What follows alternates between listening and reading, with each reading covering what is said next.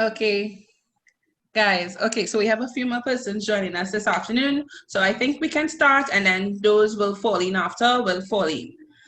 So thank you so much for joining me this afternoon. Welcome to my webinar on the next normal, how entrepreneurs can research for opportunities in the midst of a pandemic.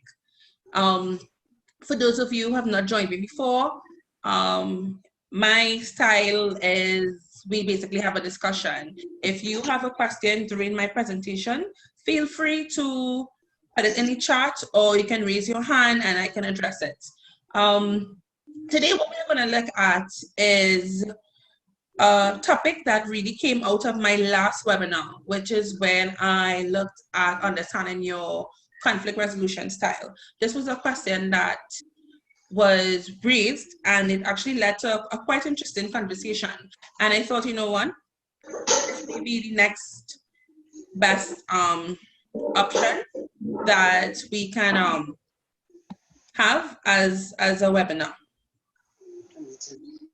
right? So let's get into it. We're going to look at the next normal. I know you all have heard of the new normal before.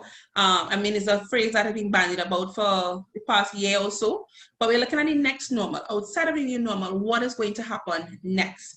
Yes, we understand the pandemic has brought about many changes, but with these changes, how is it going to affect or impact entrepreneurs? So I'm hoping my PowerPoint does not give me problems this afternoon.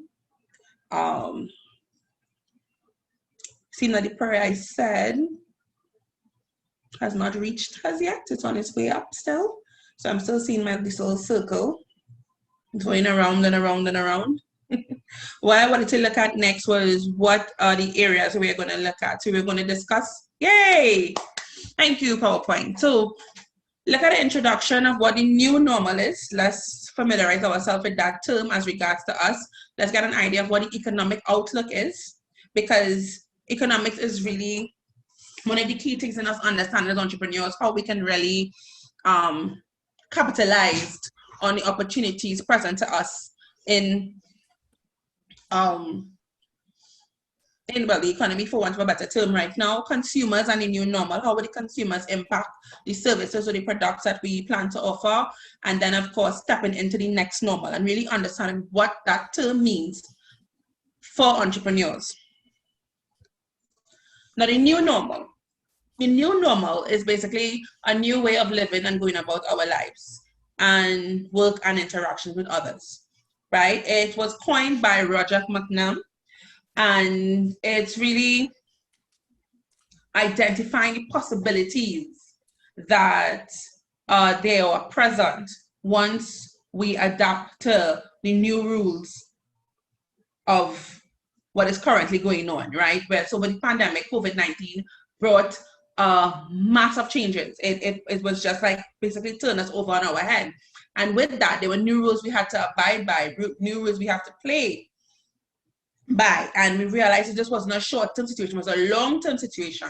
So in seeing this and understanding this, the new normal, that term was coined, right? It's an oxymoron, of course, because new is a sense of newness, but normal is what we are accustomed. New indicates change. Normal is something that what we are accustomed doing. So therefore, that's it's an oxymoron. And it's typically used to indicate a life event that is out of the ordinary. But it brings back the aspect of long-lasting, long-term, the impact that it will have on someone's day-to-day routine. And we can all attest to that, I'm sure. Our day-to-day routine right now entails us changing the way we communicate, changing the way we travel, changing the way we eat in some cases, dress, in some cases how we care for ourselves, we care for our family, changing the way we worship, changing the way, you know, we show love. We, you know, that's a form of communication, right? No more really touching, hugging, you know, liming, like we are accustomed to in our culture and stuff like that. It has changed. Our day-to-day routines has changed. And the new normal brought that with it. Now, the next normal. The next normal is termed by McKinsey. And McKinsey is a publication body that amazing work they have done as regards to COVID-19, and not only COVID-19, but business, economics, entrepreneurship. They published a lot of really interesting articles. And it's actually from reading one of those articles, I got the idea for this webinar. So you can check out the McKinsey reports. Pay attention to what you're signing up to, because once you subscribe, trust me, they're going to flood your emails with a lot of information. So be very precise in what it is you want to gather and what you want to gain from your subscriptions with McKinsey. It's free, of course, so take advantage of it. And the next normal, it's coined by them, is based on the assumption that there is a before and after, right? There was a period before COVID-19, which we are aware of, and then there's a new normal that will emerge post-COVID, the next normal. So what is the next normal? And we're going to get to that today. Now, before we really get into the depths of stuff, I wanted to take a look at the economic outlook on a global scale, right? COVID-19 pushed economies into what I would term a great lockdown, or the great lockdown. And that was done to help save lives. And it also triggered a Great Depression, right? One of the worst depressions since the Great Depression. And what you found was that in 2020, the IMF, I know their April forecast, I don't know what they have for 2021 as yet, has now predicted a global output which fell by 4.9%. And even though yes, it was a fall, and yes, we have indications or projections that it will raise, the strength of the recovery of the economic outlook globally is uncertain. So we see, like, this is a diagram here that shows world stocks versus the COVID-19 confirmed cases, and this was in 2020, right, up until March 2020. We know it has increased a lot to date. And what we found is that the baseline forecast, there was a 5.2% contraction in the global GDP in 2020, right? And every single region of the world was adversely affected. There was these downgrades and these downturns. But there is an expected reverse of this to come, right? Now, within the region, let's bring it home a bit, right? What we found that there was a 25% decrease in tourism, which is, of course, because borders were closed, right? Of 41% as regards to economic uncertainty brought on by the COVID-19 pandemic. And this provided a powerful counterweight in the Caribbean region, where face-to-face reaction, we know we are very high with that in the Caribbean, that was decreased. And therefore, there was a decrease in GDP derived from tourism, right? But now we know the borders are being reopened slowly. Certain measures are being in place. So we expect some changes with this to be coming on stream pretty soon, right? I look at how a snapshot of how it was, Bahamas fiscal deficit, right? That balloon. It hurt tourism in Jamaica. It posed a major challenge for the Barbadian economy with the economic contraction of more than 10% in 2020. Looking at how it was at home, we saw that real GDP shrunk by 4.54%. Unemployment levels reached 5% or so. And then you found that current account balances was a minus 3.258%. Now how it is, it will be even more so, right? And this was taken from market research done by Ambarish Verma. I got this online, and what we found, what he stated was that the adjustments in the labor market that have already taken place, including layoff and reductions, could persist for some time. And this will depend on the strength of the aggregate demand. And we are seeing that this is still continuing in 2021. Just, I think yesterday we saw that Carl is set to lay off several persons, almost 400 plus persons. So it's continuing. That is an example of it. How many other persons have been sent home with our second shutdown that occurred in 2021 this year, right? Other additional persons lost their lives. So we had our first shutdown, Then we got back out there, we started to do things, but then we saw with our cases how it got and things, the effects of it. And then there was another shutdown that occurred, right? So this is something that's going to continue. Now, in 2021, some current information, we found that the Caribbean GDP region is estimated to grow by 3.8% in 2021. And that forecast came from the Caribbean Development Bank. And the Caribbean Development Bank is confident that this growth in GDP will help the Caribbean countries rebuild their economies. So the World Bank believes the Caribbean economy will grow in 2021 when borders open. And we know that some borders are slowly opening. We are set within maybe a week or two again. And this is going to help us rebuild our economies. However, it's projected that the growth will be less than 3.8%, right? Which will not be enough to make up for the losses caused by the pandemic and to get the economy back to pre-crisis levels, right? What it's saying as well, back to the Caribbean Development Bank, is saying that 30.9% of the Caribbean region GDP, which comes from tourism, right? 59 billion was brought in 2019. And so that figure will drastically decrease in 2021. And of course, maybe a few years to come again until we actually get back to that level of where we were before COVID. And this diagram actually shows that in 2021, we had a decrease of minus 12.8%, but we are seeing a slight increase in 2020, there was minus 12.8%, but a slight increase in 2021. So fingers crossed, and we're hoping things are going to improve. And I think this is where, not I think, but I know this is where you guys come in as entrepreneurs. When we learn to reset for opportunities, we'll be able to assist with that growth. Now, what will help the Caribbean region recover? And some of the key factors cited by Caribbean Development Bank is financial support, good public policy, and vaccination. And this was presented in their recovery plan for the region's economies. Let me just get some more slides. Right. So what will help? Financial support. The CDB has already sent 140 million Caribbean dollars, or about 52 million US, to support the region. Hospitals, educational institutions, local businesses have received funding. And in some of the countries, some of the money has gone towards building of new infrastructure, supplying social benefits for the persons in those countries, and of course, agricultural development. Now, in regards to Caribbean public policy, we need to look at it from a governmental aspect, so that each government will implement policies which will help reduce the blow to the economy.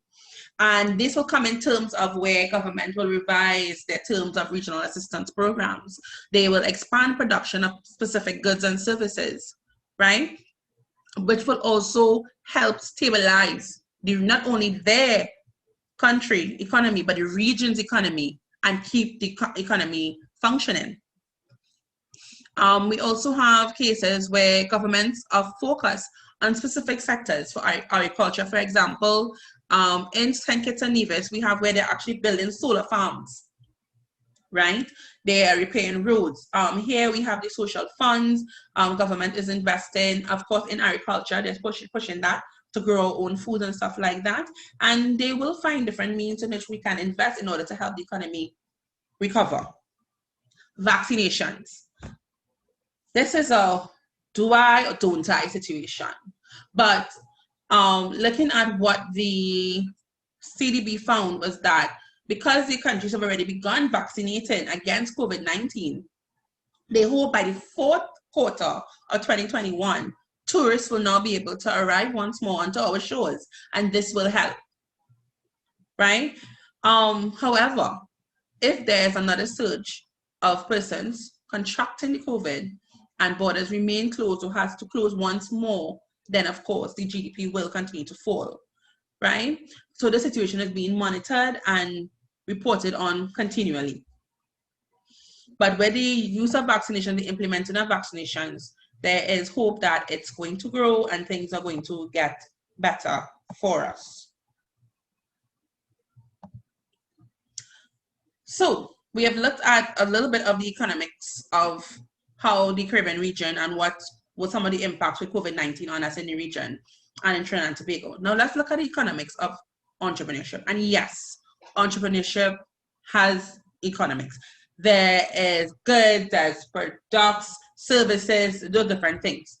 So looking at the economics of entrepreneurship, this diagram will show you what we see is that the entrepreneurship takes center stage during an economic downturn. Why? Why should the entrepreneur take center stage?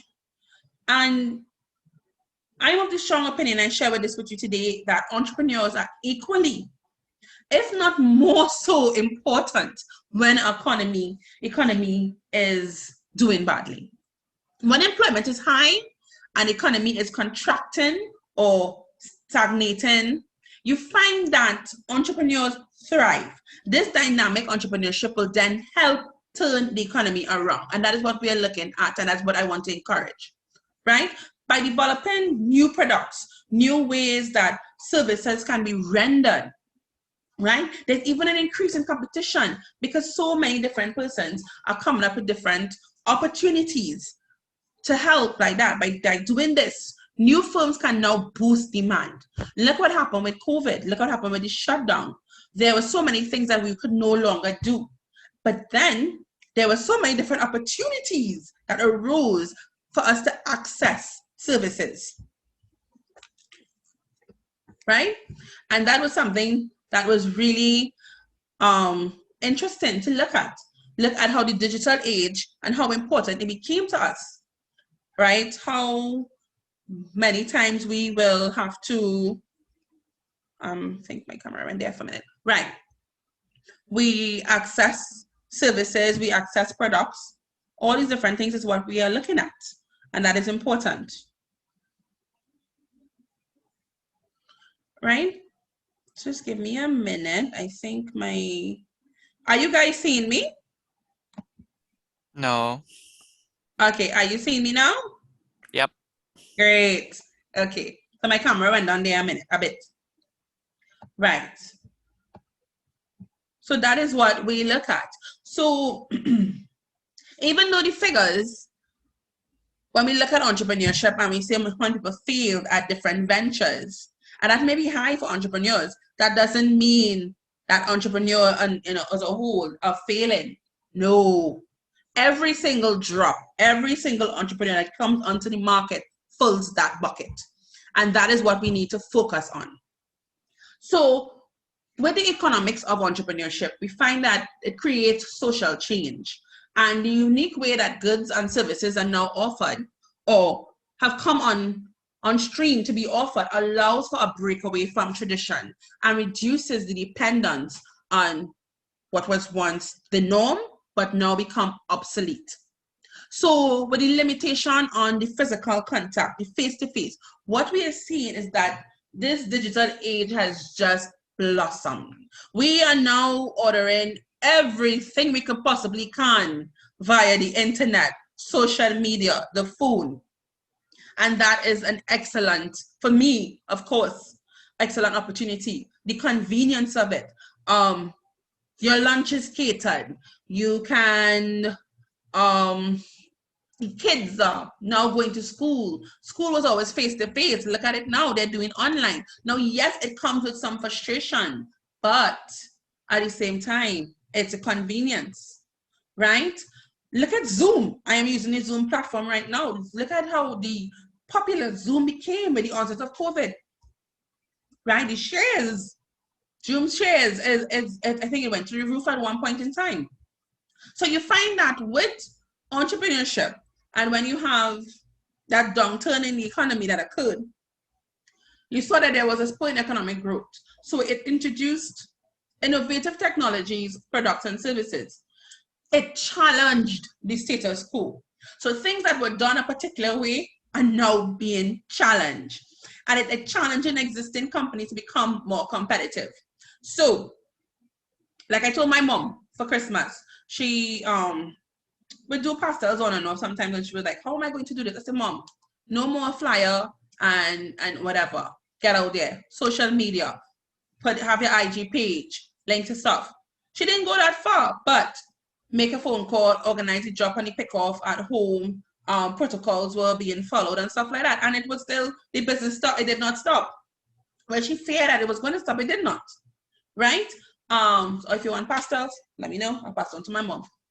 Right. So it added national income. Entrepreneurial ventures helped generate new revenue streams.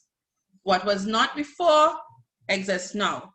The conflict guru existed because of the COVID-19. When COVID hit, I basically had to close down my company, right? With the shutdown. And I was like, what am I going to do now? And I decided to focus on the conflict gurus, an idea I always had, but never took the initiative to really get it off stream because I was so busy, at my other business. So in doing it, I am here today, right? It boosts innovation. It happens also when there is competition. So now that we have so many different services and products being offered on these digital platforms, we have an opportunity of choice, of choosing who do we want to go with, who is offering a better service, who is offering at a better price, right? We find that there's no social change, right? So innovation is being boosted. You find that competition is being increased and new businesses are coming on stream, and it's amazing businesses. I don't know if you guys will want to share any sort of business that you can think of that came to mind at this point. I'll appreciate it, you know? So that's the things that we need to look at. So even though figures would show that, yes, high entrepreneurship, there's high sense of failure, that is where you learn as an entrepreneur. You fail, you know what not to do the next time around, you try again. Do not give up, right? So we need to focus on that because there are new opportunities that will arise. And then with these new opportunities and these new entrepreneurs, it is reducing unemployment because you're finding a means of providing for yourself, making some sort of income. And that is what is really good. So now I'm going to have a call to entrepreneurs. And before we get from the new to the next normal, we need to look at the Great Reset. And as business owners, entrepreneurs, you will realize that how you look at the sector or the industry in which you operate is very important. You need to be able to reimagine your sector, your industry. Do not look at it with the lens that you did previously. Look at it with new lens, right? And it's a fact, no nation has escaped the widespread disruption that is COVID-19, right? But this does not mean doom and gloom for us entrepreneurs. We need to reimagine our economy. And there are 5 key areas we need to reimagine our economy: manufacturing, green infrastructure, digital investments, talent reskilling, and the food industry. Another important cog of the engine of growth that will help us in the next normal is also education. Educating ourselves, educating our children, right? In education, we learn. In learning, we find new ways of doing things. So it's not doom and gloom. It can come. It's going to come and it's going to get better. With the Great Reset as well, we have entrepreneurs operating, but should be operating with 2 key thoughts in mind. Entrepreneurs are fighters. We do not give up easily, right? We remain optimistic and we are resilient by nature. So if we've tried and we fail, we're going to try again and we're going to try again until we get that secret sauce. And every crisis has an end point. It is not going to go on for forever. It's going to come to an end eventually. And that's where we need to prepare and get ourselves organized so we know exactly what it is we need to do. And under the right conditions, entrepreneurs have an incredible power, which is to help our country prosper. But in the region, we can prosper economically. There's an opportunity for that, right? And also serve our society as we engineer innovative solutions to problem and challenges.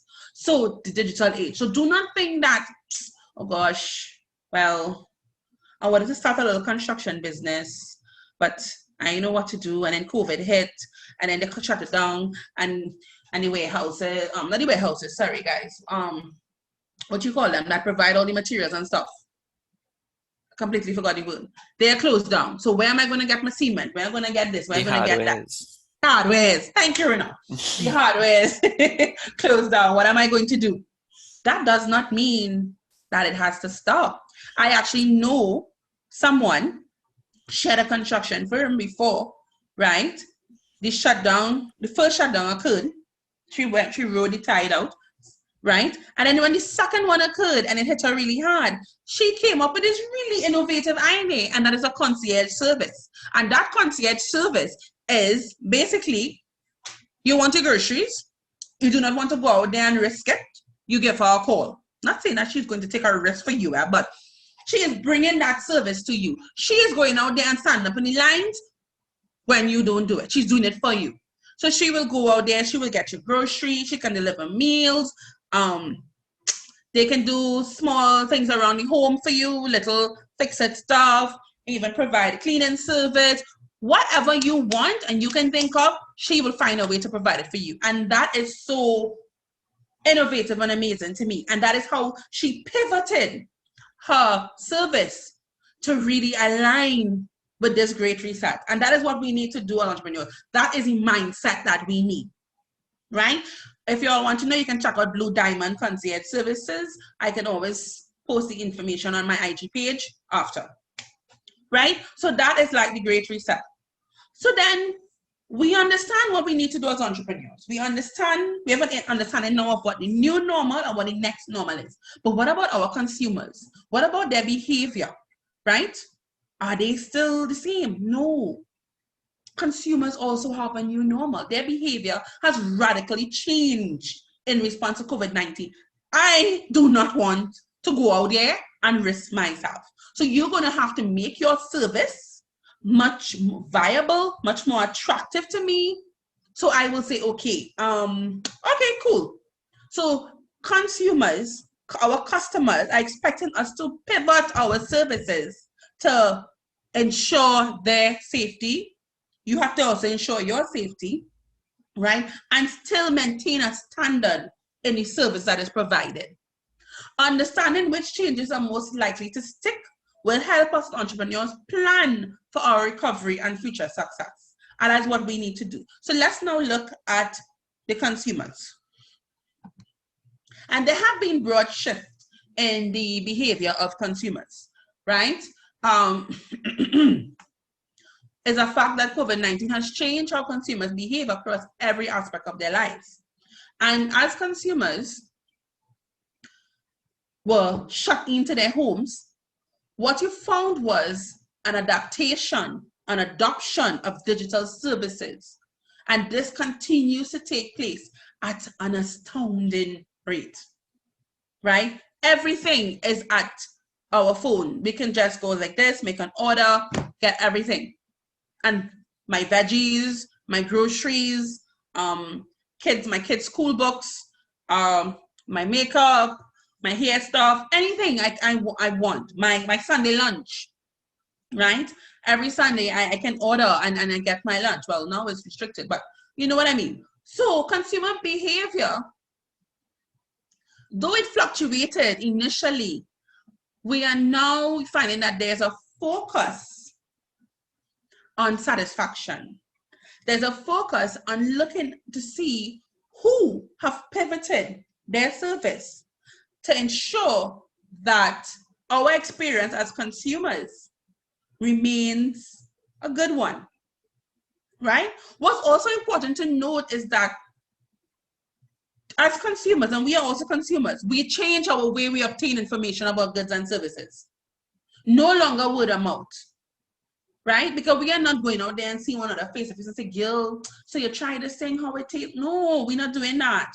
You need to have a presence in the digital platforms. You need to have an IG page. You need to have a Facebook page. You need to have a, well, not website for some cases, but you need to have some form of presence on a digital platform for consumers to easily access you.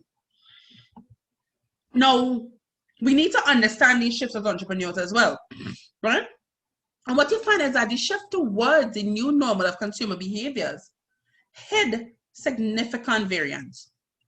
And as entrepreneurs, we need to understand that and take that with us into the next normal, how we can capitalize on our service provision, our products that we provide, right?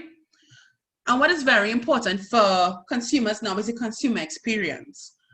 How it is we obtain the information, right? What we purchase, where consumers purchase, and how consumers purchase. When we're looking at the consumer experience, satisfaction is what is important, and it's always going to be important to consumers. You need to understand what your good and service is and get beneath it to see where you fall short. How can you maximize and implement solutions to attract consumers, right?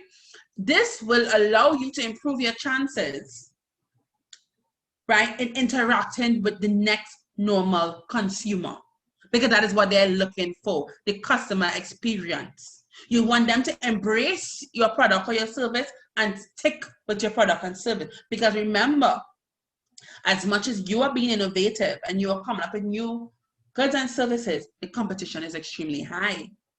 And yes, there is enough for all, but you want to maintain your piece of the pie, and that is important. Now, when we look at how consumers obtain information, I mentioned it briefly, it's no longer face-to-face, right? We need to ensure that consumers are aware of our product. And by doing this, you find that you need to raise awareness of your brand. Get onto those digital platforms, right? Raising awareness of your brand would also help to improve the chances of being considered in this entrepreneurial race and sticking in the new normal. Now, what are we purchasing? Are we purchasing swimwear as much? No, we're not, right? We are looking at our health. We are looking to remain healthy, right? We are looking at convenience. So these things remain paramount to us, and we are concerned. And I'm saying we now because I'm putting myself in the shoe of the consumers about infection. And have therefore moved away from all this cash payments to cashless systems, right? So recently I've been telling a friend of mine, I think for the past 10 or 11 years, I have been paying my bills online. And now, more so now than before, I do not go and stand up in a line to pay a bill anymore because there's online banking. Your bills can be paid online, moving away from that cash in hand to cashless, credit cards, online banking. Right? And you need to be able to match it as an entrepreneur to ensure your consumers stick. So we had things like drive-thrus, curbside pickups, different delivery options. I was amazed when I realized you can go online and order your KFC. I found that was super cool. Yeah, very little things excite me these days, but right? But what you found is these options catered to the emphasis that we place on our health and ensuring that we do not get infected. Now, where are we purchasing? Are we going to brick and mortar as much as we used to before? And the fact remains, yes, we will still do some physical purchases for like the hardwares, right? Things like that. But retailers need to rethink store layouts. Are we going to be jumbled up in a store like what we used to before, where the aisles are really small and we shove it and we brushing past one another? No, we don't want to do that. We want space. We want distance. Right? Use of our masks, hand sanitizers, check your temperature, things like that are what we're looking for now. And that is what has to be done for the brick and mortar. But again, get back onto the digital aspect of it, where we are going on IG, we are going on Facebook, we are looking for your presence online. We are going to Google you to find out what's going on. And you need to be there as an entrepreneur to be found. And how consumers experience. This simply means feedback. Feedback is important.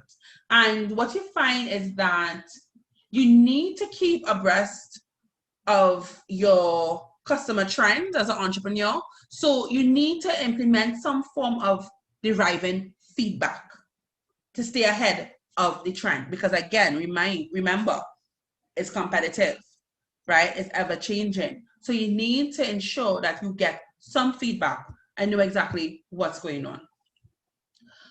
The digital shift, which I have mentioned, the pivot, which I've mentioned before, you need to be aware that this equals opportunities, right? It's nothing to fear, right? If my mother could put a flyer out on WhatsApp and a WhatsApp group and all different things and get her pastel sold, trust me, we can do it, right?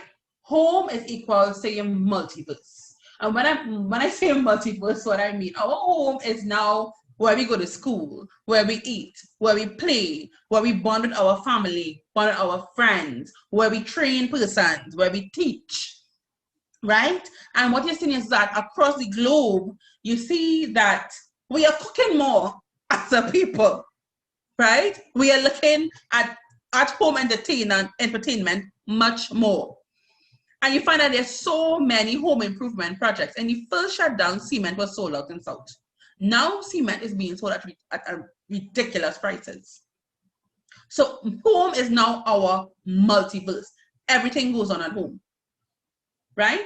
For me, who's a homebody, love being by myself, love just being around my family and stuff, I am in my glee right now. I am working from home. I'm studying at home, working with the kids at school. I'm in my glee. Yes, I have to step out sometimes for meetings and stuff like that, but then I am back home. I don't think anybody loves their bed more than me. And the fact that I can have my Netflix, my Amazon Prime, my Disney Plus channel, I am just so happy in my multiverse, right?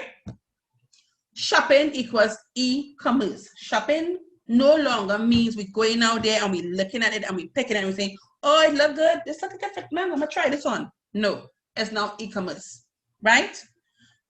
So what we found is, for some people, let's go for example, we'll say, think fewer cosmetics, more flour. Flour, makeup, well, that's just my personal choice. I think about it saying, I can't eat the flour, but I could do up my face. Yay, right? So what you found is that for most people, you're not thinking about making up your face because you ain't going nowhere. You're home, and that is okay, right? So, and that is fine, but you're cooking, you're providing for your family, you're doing things. So you found that that consumption has increased with more food stuff, right? Buying, purchasing clothes and stuff like that is not as much because we are not as social as we once were. Work equals remote and digital. It's no longer office for many of us, but our living rooms, our bedrooms, and a few other weird places I've seen on social media. But hey, what works for you? That's fine. Look at Barbados. Barbados is actually offering a vacation for you to work from them remotely in their country, right? Unfortunately, yes, we know unemployment has risen during this new normal, but again, I say that is an opportunity for us to pivot our skills, expertise, and passions and become entrepreneurs. So I'm saying go for it, right? Health equals self-care. We are looking at how to breathe, to meditate, right? We're looking at online personal and group training. We are working out online. I think I'm actually have a class today, but hey, I'll get there next week, and I've been seeing it for several weeks. But we are doing those things. In the US and Europe, we have something called telehealth, where you're actually calling. I think I saw a doctor office provide that here. We can call in and say, hey, I think I have a headache, I have a runny nose or whatever. What do you think? And they can actually telehealth and telemedicine the options now, right? Learning is virtual, and we all know this. And yes, it comes with frustration, but it's a shift now from outside of the home to inside, right? And this has blurred the lines of learning and leisure. Our kids are jumping out of bed, brushing their teeth, taking a bath, putting on their, well, for my kids, putting on their clothes and they're sitting in front of the laptop, right? When my 3-year-old has enough, she's like, okay, I had enough. She bounces. She goes, right? She's not about that life. But, and she goes and she plays with her toys. Can she do that in school? No, right? So what was once leisure for us, our computer, our tablets, our phone, our devices, has now become a principal source of learning for us. Entertainment. We are entertaining ourselves at home. I just called several platforms which we will use, which I use to view shows and stuff like that. And we spend more time.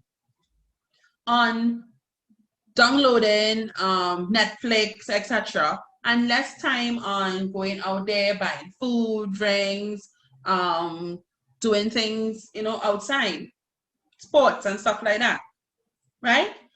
And then this brings me to travel. Travel equals avoidance. Most of us have the mindset we are not too keen to travel because we do not want to put ourselves and our family at risk, right? Not only for international travel, but even locally. So we stay at home. We stay home, sorry, right? And we understand that that is how it's going to be for now until things get better in the next normal.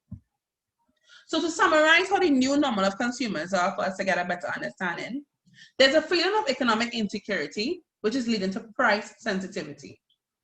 So we are aware that, okay, yes, we want this service, but do we have to pay that price for it?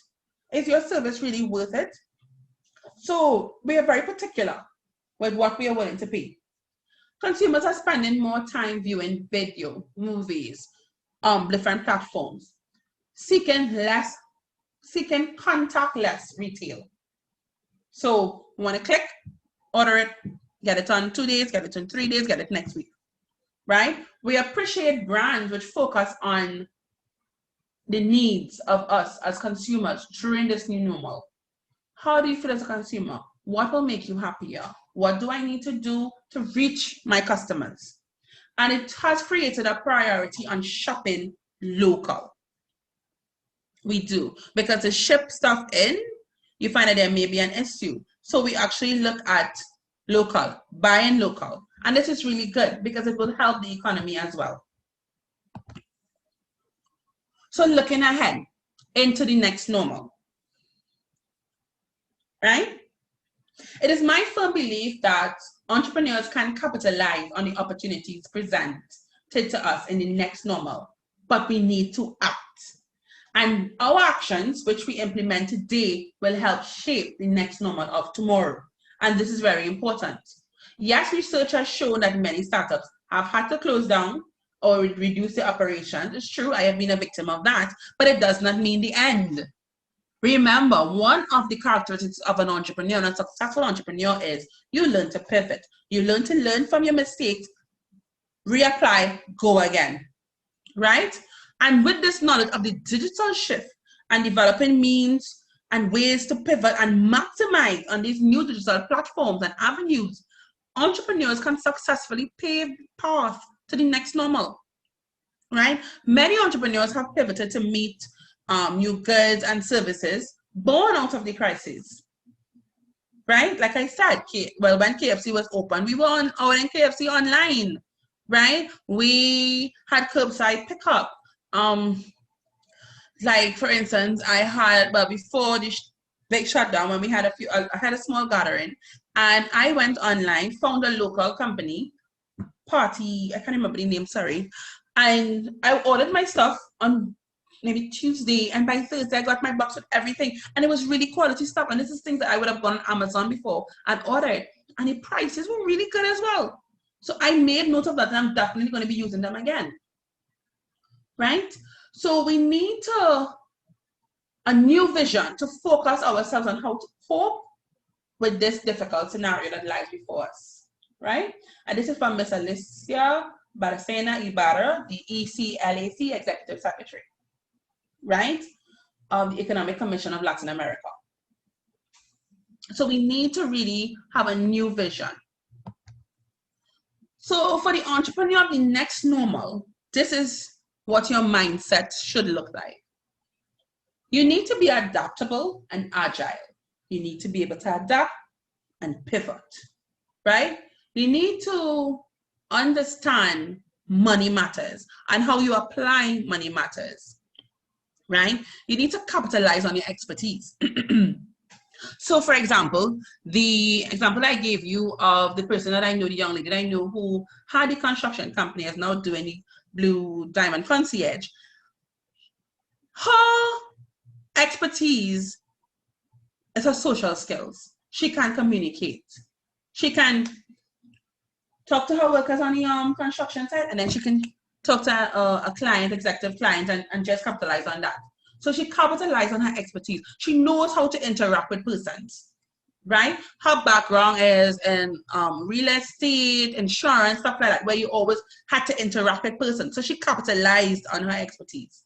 And you need to understand your tribe, understand who is interested in your service, right? Who is working with you, stuff like that.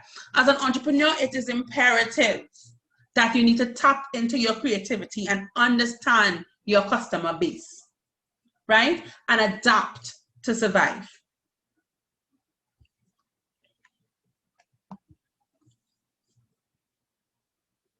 Now, as the entrepreneur of the next normal, you need to become adaptable, right?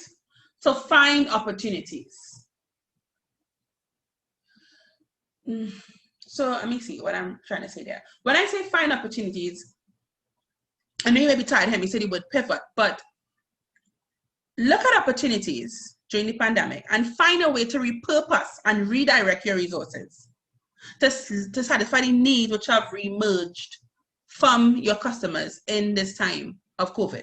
So despite the negative impact, right, you need to really look at it, be creative, and find a way to be adaptable and agile, right? And in some cases, your solution is really fundamental to your survival, right?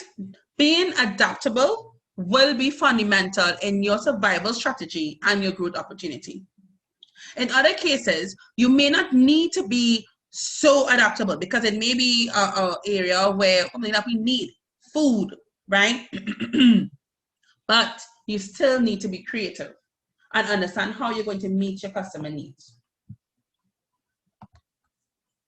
To successfully pivot your entrepreneurial ventures, you would need to ask yourself, how will consumers need change? Does my product or service relate to evolving need of consumers? And what will the competitive landscape look like in the next normal? How will consumers need change?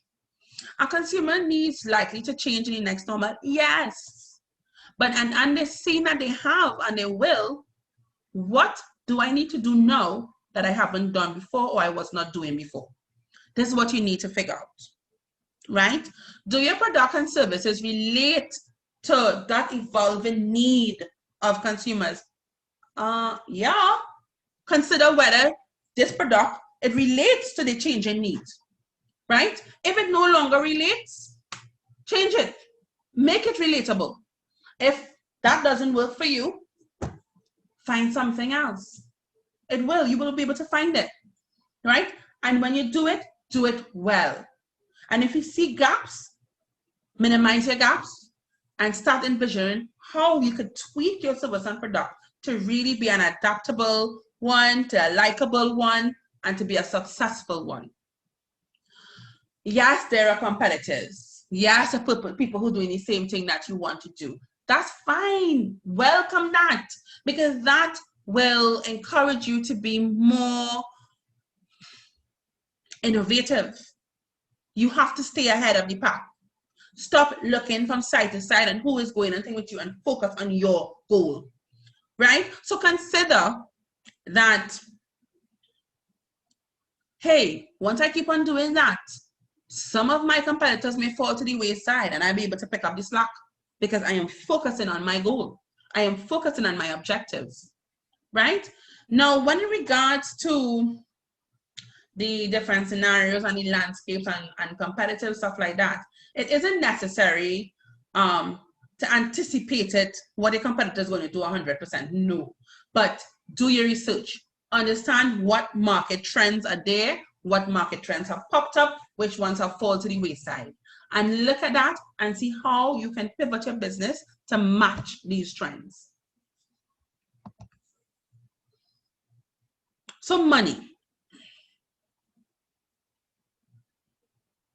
This is your first asset, it's obvious, right? And with money, you keep playing to win and not just survive. It's not only about survival. You play to win as well.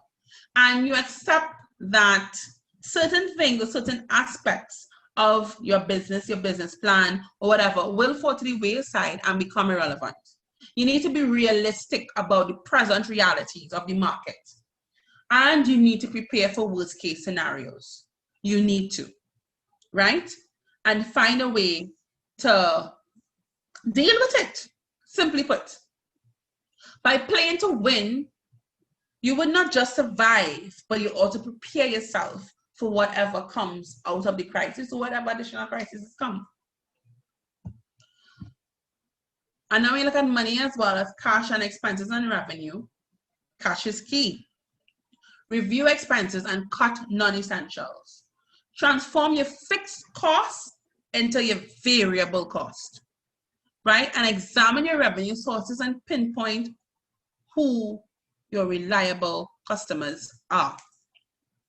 Cutting non-essential also reduces burning your cash, right? And by transferring your fixed costs to variable costs, this allows you to become more adaptable and more agile as an entrepreneur.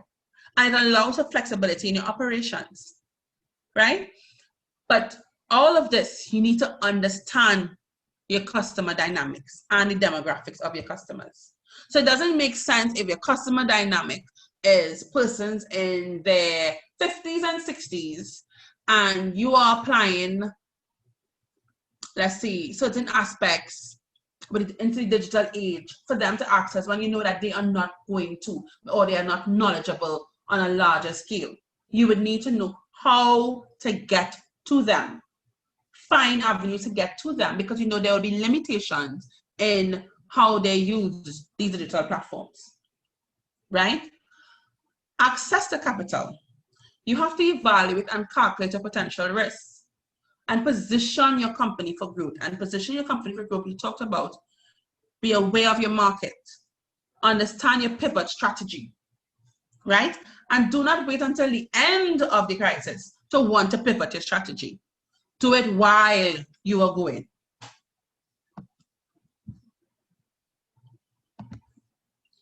Your expertise, right? And I put here, create a painkiller. I'm sorry, that's just a comic nerd in me, but I love painkiller, right?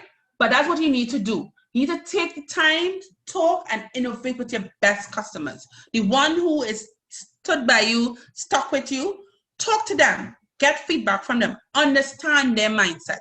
You need to analyze as well why your customers love your product. Yes, you can love it, but why? What about it that they love? And when I find this out, how can I build upon this to make them love it even more, or to get more persons to love it, right? Take this opportunity to innovate and forge new collaborations, right? Before the shutdown and everything, there was an app that I love, Neighborhood Munchies. And before COVID, yes, I used them because it was like so convenient to have my food delivered to me lunchtime on work and the office and stuff like that. But then with the onset of COVID-19 and the shutdown, you saw more persons were getting onto the platform, and they were a wider range of stuff. So they collaborated with other business owners who provided meals and stuff like that, and they were able to deliver your meal to your home.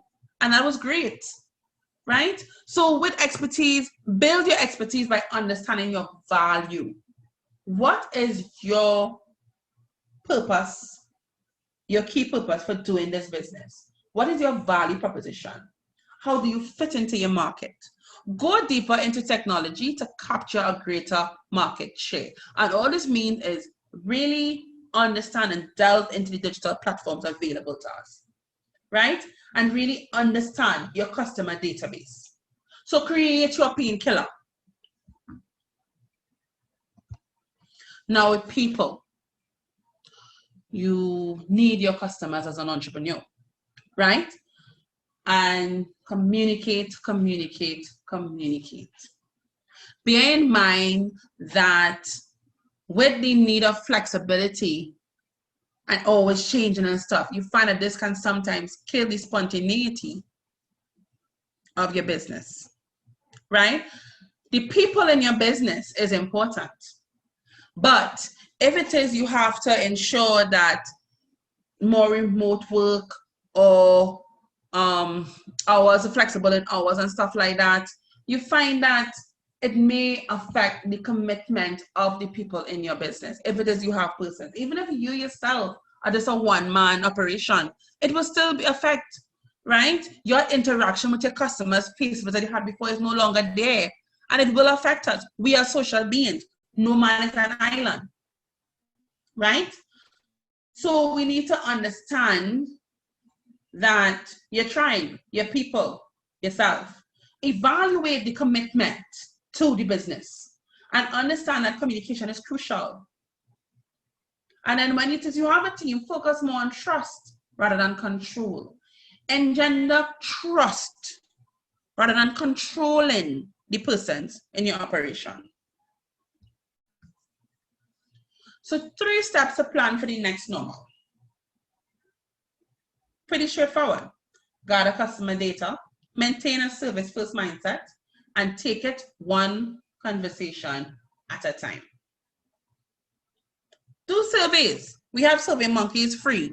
We have us asking a simple question. When you provide the service, can I ask you 3 simple questions? Yes or no?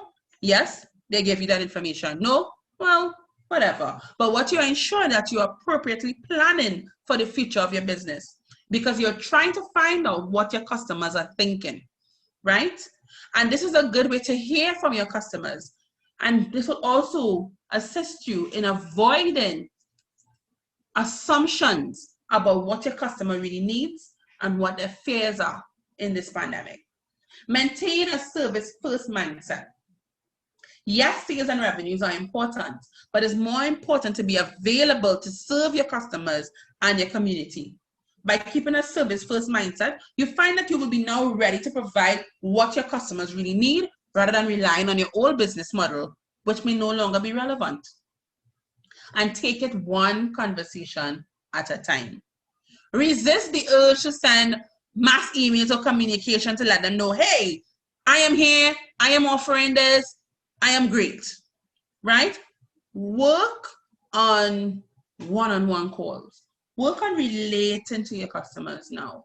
Because remember, with the digital platform, we are being bombarded with all these different services coming up. So when you just go put a whole mass email or whatever, you're just another one. But if you have to take the time and you give that one-on-one attention, you will draw my attention as a consumer. So we are winding down now. And as we begin to wrap up, a takeaway for the next normal. Some of the most disruptive and or interesting companies were born out of a time of crisis, right? What we have right now with us is limited travel of goods and people, growth in the dematerialization of products and services, and increased agility in corporate thinking and decision making. More remote working and remote meeting due to physical distancing our operations, and this must be taken into consideration as an entrepreneur, right? With growth and dematerialization, it really refers to the decline over time of material usage in industrial products. So don't be surprised. We will see 3D printing in the production of masks soon and other goods which are not considered a necessity, right? Look how important our mask is to us now. We cannot leave home without it. Before, mask what? You will see images on TV on Asian countries where they're wearing masks and you're like, well, why? We don't need that. But now look at us. We're even being told to double mask, right? To increase agility in corporate thinking and policy making, what this really means is that companies are now expected to change their operations, right? So Apple is known for phones and other devices, but now they're mass producing face shields for medical workers, right? We're finding changes in policy making in countries, right? Specifically trade, and these are the things we need to look at. So one of the things I like to do is provide a golden nugget of information. And as we wind down, my golden nugget for my entrepreneurial counterparts is that in the coming years, we are going to see disruptive innovation, right? As a new king of the world. And it will be the entrepreneurs who will implement this.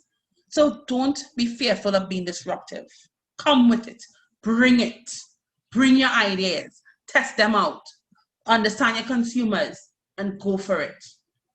understand what is key about you, what is special about you, and set your objectives. I am sure that you can do it. Right? And with that, it brings me to the end, and thank you for joining me this afternoon.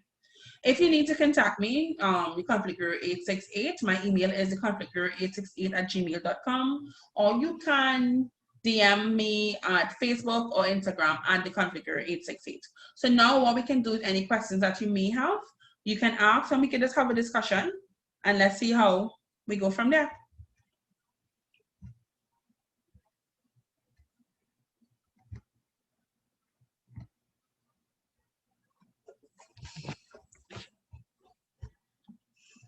So how was it?